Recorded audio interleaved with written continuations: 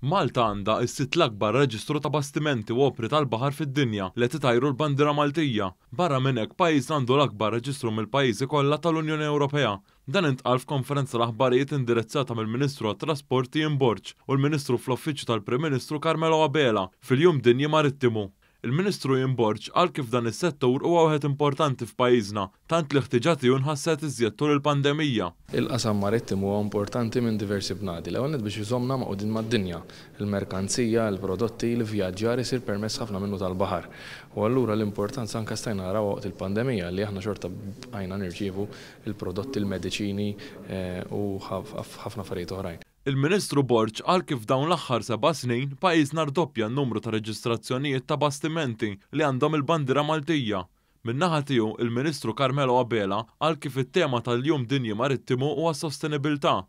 Qal kif dan il-qasam pajjiżna minn dejjem kellu reputazzjoni tajba, tant li kien pajjiżna li xpruna l-qudiem sabiex saret il-liġi tal-baħar. Il-Ministru Abela appella sabiex nieħdu ħsieb il-baħar ta' madwarna sabiex igawdu ħuliedna u li tuliedna. Allura aħna ma nistgħux nitraskuraw fil-Jum Dinji Marittimu l-aspett importanti tal-baħar, però fl-istess ħin aħna rridu nipproteġu kemm jista' jkun l-ibħra tagħna. Huwa fl-interess tagħna li ngħaddu dan il-messaġġ li kull wieħed waħda minnha nistgħu nagħmlu